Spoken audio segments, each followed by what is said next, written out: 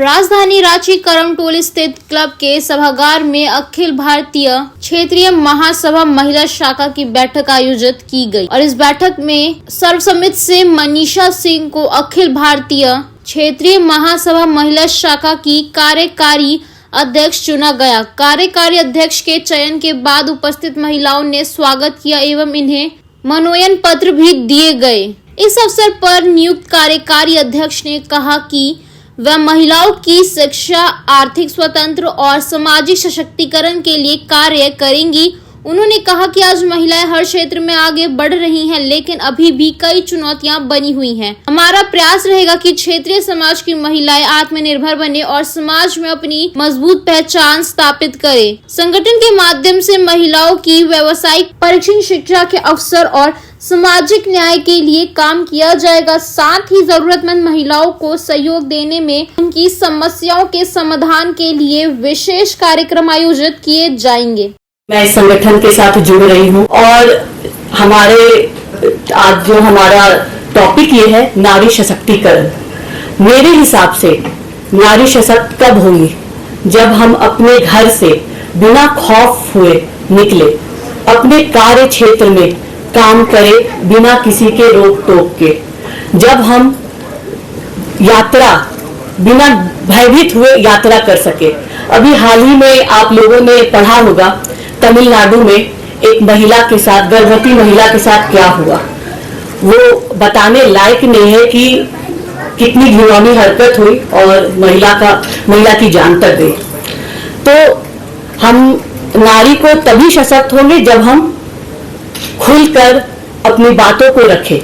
हमें तो सारे लोग, हर लोग जिम्मेदारियां बताते रहते हैं कि जिस दिन हम पैदा होते उस दिन से, अगर हम बड़ी बहन हैं तो छोटे भाई का ध्यान दो, जब बड़े होते हैं तो पति का ध्यान दो, फिर आगे जब ससुराल में जाए तो फिर बच्चे हुए तो उनका परवरिश करो। पर हमें कोई अपने अधिकार के बारे में नहीं बताता और अधिकार बहुत जरूरी है, क्योंकि वो अधिकार ही हमें ये बताता है कि हमारे अंदर क्या शक्ति है कि हम आगे बढ़ सके। और मुझे लगता है नारी को सशक्त करने के लिए पहला कदम होगा शिक्षा। जब तक हम शिक्षित नहीं होंगे हम कुछ भी नहीं कर सकते। अगर मुझे आपसे ही बात करना है तो मेरे पास शब्द होने चाहिए कि मैं अपने, चाहे मेरी प्रॉब्लम्स हो, मेरी व्यथा हो, कुछ भी हो, मैं आपको व्यक्त कर सकूं। तो नारी को शिक्षित होना बहुत ही अनिवार्य है, बहुत ही अनिवार्य है।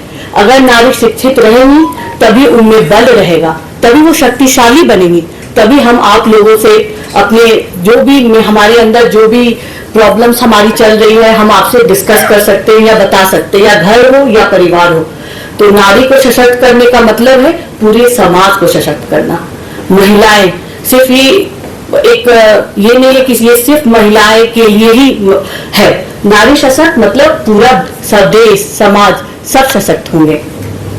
अगर हम कुछ एग्जाम्पल्स ले, अगर हम इतिहास में जाएं तो हमारे पास बहुत सारे रानी लक्ष्मीबाई हुई, सरोजिनी नायडू हुई, मदर टेरेसा हुई। हमको उनसे प्रेरणा लेनी चाहिए और हमें आगे बढ़ना चाहिए। और ये हम खुद अपने दिल से, अपने अंदर से ला सकते हैं। तो मैं सब, जितनी भी बहनें यहाँ पे बैठी हुई हैं, हम सब पढ़ते हैं कि ये इस देश की आधी आबादी महिला है। पर महिला तभी सशक्त होगी जब महिला पढ़ी लिखी रहे। तो हमें अब शिक्षा पे बहुत महत्वपूर्ण ध्यान देना होगा और हमें हर वर्ग के लोगों को भी लेके चलना है। हम क्षत्रिय समाज से हैं तो इसका ये मतलब नहीं है कि हम सिर्फ क्षत्रिय समाज को लेकर चले। हमें हर वर्ग, चाहे वो छोटे हो, चाहे वो युवा हो, बेरोजगार हो, बच्चे हो, जो भी हमारे पास आए अपनी प्रॉब्लम्स उससे हमें सॉल्व करने की कोशिश करनी है और हमें आगे बढ़ना है।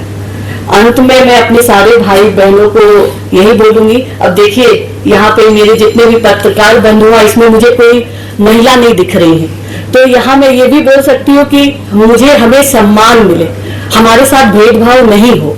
आज अगर ये कोई पुरुष का ये होता अधिवेशन या कुछ भी एक प्रेस कॉन्फ्रेंस रहता तो पहले या दूसरे पन्ने पर बड़े से न्यूज में आता, पर सिर्फ क्योंकि ये महिलाओं का संगठन है तो हो सकता है 7वें 8वें पन्ने पर एक छोटा सा निकल जाए कि महिला संगठन ने, क्षत्रिय समाज ने ये कार्य किया और ये सब हुआ।